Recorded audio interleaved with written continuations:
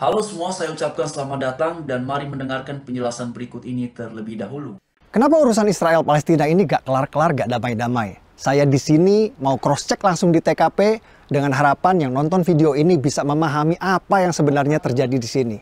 Yuk kita simak fakta-faktanya. Jas merah, jangan sekali-kali melupakan sejarah, kata pendiri bangsa kita Bung Karno. Agar bisa memahami urusan Israel-Palestina ini, kita perlu tahu sejarahnya dulu. Karena tanpa tahu sejarah akan sulit bagi kita untuk mengerti kenapa kedua belah pihak ngotot merasa berhak atas Palestina. Jadi, ikuti ulasan sejarahnya dulu ya. Do you think Arabs are natives of Palestine? They're from the region, but not originally. Kekeliruan orang pada umumnya adalah mengira bangsa asli Palestina itu adalah Arab Muslim. Padahal faktanya bukan. Palestina berasal dari kata Filistin, dan berdasarkan keterangan yang saya dapat di Museum Filistin di sini, bangsa Palestina berasal dari Pulau Kreta di Kepulauan Yunani. Mereka berlayar dari Pulau Kreta Yunani dan menetap di tanah yang kita kenal sekarang dengan nama Palestina. Jadi bangsa Palestina aslinya bukan Arab Muslim, tapi orang Yunani kuno. Waktu bangsa Filistin kesini dari Yunani, daerah ini dulu belum bernama Palestina. Daerah ini dulu masih bernama Kanaan atau Tanah Kanaan. Apakah waktu itu sudah ada bangsa Arab dan Yahudi di sini? Jawabannya belum. Bani Israel atau bangsa Yahudi baru datang ke tanah Palestina setelah Nabi Musa meminta kepada Fir'aun Raja Mesir untuk membebaskan mereka dari perbudakan. Setelah terbebas dari Fir'aun, Nabi Musa membawa Bani Israel atau bangsa Yahudi ke tanah yang dijanjikan. Itulah tanah yang kita kenal sekarang dengan nama Palestina. Bahkan kitab suci kita umat Islam merekam kejadian ini di dalam surah Al-Maidah ayat 21 yang berbunyi, "Wahai kaumku, Nabi Musa menyeru kepada Bani Israel Yahudi, masuklah ke tanah suci Palestina yang telah ditentukan Allah bagimu, dan jangan kau berbalik ke belakang, nanti kau akan menjadi orang yang merugi." Setelah terbebas dari Firaun, Bani Israel Yahudi hidup di tanah Palestina ini turun-temurun selama ribuan tahun, mendirikan kerajaan Israel yang raja-rajanya tidak asing bagi kita. Salah satunya Raja David, atau yang kita umat Islam kenal dengan nama Nabi Daud. Siapa yang tidak tahu cerita Nabi Daud? Ia mengalahkan raksasa bangsa Filistin bernama Goliat hanya dengan sebuah batu. Lalu ada Raja Solomon, anak kandung dari Nabi Daud, atau yang kita umat Islam kenal dengan nama Nabi Sulaiman. Nabi Sulaiman adalah raja Yahudi yang membangun kuil suci untuk tempat ibadah agama Yahudi yang dikenal dengan nama Kuil Solomon.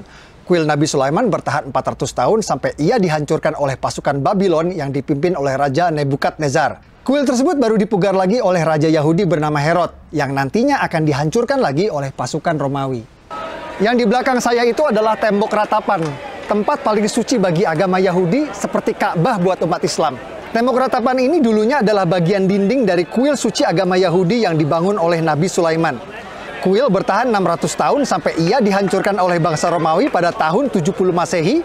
Lalu karena benci pada bangsa Yahudi, Kaisar Romawi Hadrian merubah nama Israel menjadi Palestina. Nama yang bertahan sampai hari ini. Jadi Kaisar Romawi Hadrianlah yang memberi nama Palestina pada daerah ini. Aslinya daerah ini bernama Tanah Kanaan. Lalu Bani Israel Yahudi datang, namanya berubah menjadi Israel. Kemudian oleh Kaisar Romawi Hadrian, nama Israel diganti menjadi Palestina. Jadi faktanya bangsa Yahudi memang sudah ada di tanah Palestina ribuan tahun sebelum Arab dan Islam masuk ke tanah Palestina. Inilah yang dijadikan landasan prinsip bangsa Yahudi sekarang ngotot mempertahankan negara Israel ini. Lalu kapan Arab dan Islam masuk ke tanah Palestina? Arab dan Islam masuk ke Palestina saat Khalifah Umar menaklukkan Yerusalem Al-Quds pada tahun 638 Masehi.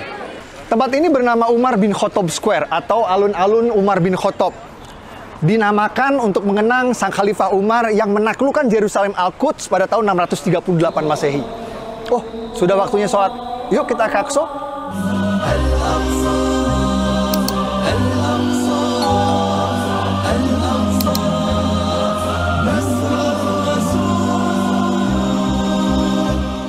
Waktu Khalifah Umar ke sini, Masjid Aqsa Qibli ini belum ada. Dome of the Rock atau Haram Al-Sharif, tempat Nabi Muhammad Isra Mi'raj juga waktu itu belum ada. Waktu Khalifah Umar ke sini, yang ada di sini adalah sisa-sisa reruntuhan kuil agama Yahudi yang dibangun oleh Nabi Sulaiman dan dihancurkan oleh Romawi. Di atas reruntuhan kuil Nabi Sulaiman inilah Khalifah Umar membangun masjid sederhana beratapkan kayu yang nantinya dipugar oleh Raja Dinasti Umayyah Sultan Abdul Malik bin Marwan menjadi yang kita kenal sekarang dengan Masjid Aqsa. Jadi itu dia cuplikan videonya sebagaimana sudah kita dengarkan bersama satu ulasan dari Bang Permadi Arya, dan beliau ini salah satu pegiat media sosial di bangsa kita di Indonesia yang sering memberikan perhatian terkait dengan tegaknya toleransi ya. Bahkan beberapa waktu yang lalu ketika hangat dan ramai sekali diperbincangkan mengenai pelarangan gereja, pengubaran ibadah, ataupun kemudian pelarangan peribadatan umat Kristen, Bang Permadi Arya ini salah satu pegiat media sosial yang sering memberikan perhatian terkait dengan hal tersebut. Bahkan bukan hanya itu ya, dalam penjelasan yang sudah kita dengarkan tadi juga beliau memberikan perhatian terkait dengan Israel dan juga Palestina. Lalu kemudian beberapa jam belakangan yang sedang ramai juga diperbincangkan adalah mengenai situasi yang terjadi yang berlangsung antara Israel dengan Palestina, dan juga terutama dalam hal ini Israel versus Hamas ya Bapak Ibu ya kawan-kawan semua. Lalu kemudian juga ada pemberitaan ataupun informasi terkait dengan serangan darat pertama Israel, katanya di sini dikatakan bahwa menjadi strategi perang baru untuk melawan Hamas. Bahkan bukan hanya itu, juga dikabarkan ini katanya ada rencana invasi ke Palestina oleh Israel Bapak Ibu ya. Lalu kemudian juga ada pembahasan terkait dengan puluhan warga Palestina yang menjadi korban dalam serangan balasan yang dilakukan oleh pihak Israel ya di jalur Gaza.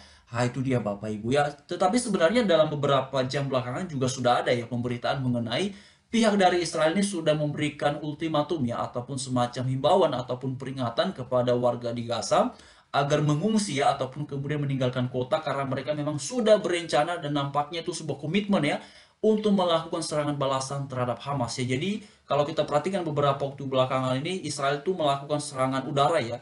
Lalu kemudian juga sudah ada sekarang pemberitaan ataupun informasi terkait dengan mereka tidak hanya melakukan serangan udara tetapi juga melakukan serangan lewat darat Bapak Ibu ya. Jadi memang situasinya sudah panas sekali ya. Lalu kemudian juga ada uraian terkait dengan Gaza ya bersiap katanya menghadapi serangan darat dari Israel ya. Memang ini pasti sudah ada persiapan Bapak Ibu ya, terutama dalam hal ini adalah Hamas, dan ini banyak banget kemudian informasi yang beredar katanya pihak dari Hamas ini didukung oleh beberapa negara ya. Apakah benar seperti itu? Tetapi yang pasti ini kemarin sudah ada ya beritanya, dan itu sudah ramai sekali mengenai pihak dari AS ya yang kemudian mengirimkan kapal induknya ya untuk mendukung Israel ya. Karena begini Bapak Ibu ya, kita perhatikan bahwa setelah pihak dari Hamas yang melakukan serangan dadakan terhadap Israel ya, banyak juga yang kemudian memang terutama ya orang-orang yang ataupun pihak-pihak yang mendukung Hamas itu nampaknya bergembira ya, bersukaria, seperti di bangsa kita di Indonesia sendiri. Bahkan beberapa tokoh itu nampak memuji ya, nampak memuji apa yang dilakukan oleh Hamas itu, katanya adalah sebuah tindakan yang tepat karena itu adalah respon dari agresi yang dilakukan oleh Israel selama ini. Bahkan Bapak Ibu semua ya, ketika hari Sabtu yang lalu, 1 minggu yang lalu ya, ramai sekali dibahas, saya belum melihat ya adanya komentar yang menyampaikan keprihatinan atas korban yang kemudian di pihak Israel ya, terutama yang warga. Tidak ada saya lihat itu Bapak Ibu komentarnya. Bahkan yang justru ramai diperbincangkan adalah wah katanya Hamas luar biasa, wah katanya Hamas begini begitu dan segala macamnya ya.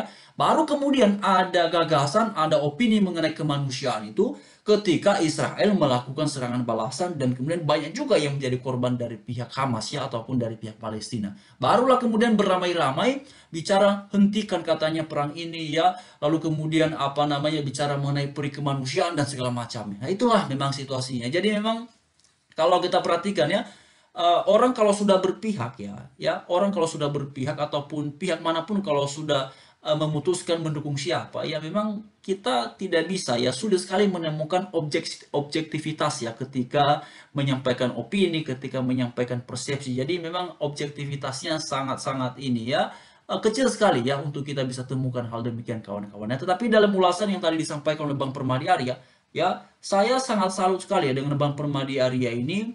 Meskipun beliau adalah sebagai seorang muslim ya, tetapi beliau ini bisa objektif loh kawan-kawan ya. Saya melihat ulasan tadi itu adalah sebuah informasi yang disajikan secara objektif ya, diupayakan bisa disajikan secara baik supaya kemudian masyarakat, orang yang mendengar, orang yang melihat itu mendapatkan informasi yang valid ya, mendapatkan informasi yang benar. Makanya tadi saya lihat itu Bang Permadi hari ini yang mencoba menguraikannya dari sudut pandang sejarah.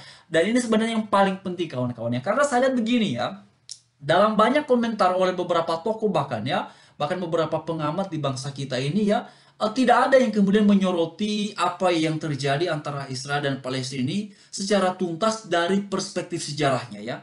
Ya, kemarin Bapak Ibu saya ada dengar satu pembahasan ya, yang mana salah satu pro Israel itu Bung Monique Rickers ya, diundang dalam salah satu acara ya, dan di situ Bapak Ibu semua saya justru melihatnya harusnya sebagai host ya. Kalau ada host ini kan memandu acara harusnya netral ya, berada pada posisi netral, jadi mengakomodir ya masing-masing opini, masing-masing gagasan ya. Tetapi justru memang dalam acara tersebut saya melihatnya itu nampak sekali keberpihakannya. Baru juga Bu Moni Rickers ini bicara beberapa kata, sudah ditanya, sudah dibantah, tidak diberikan kesempatan untuk menuntaskan terlebih dahulu.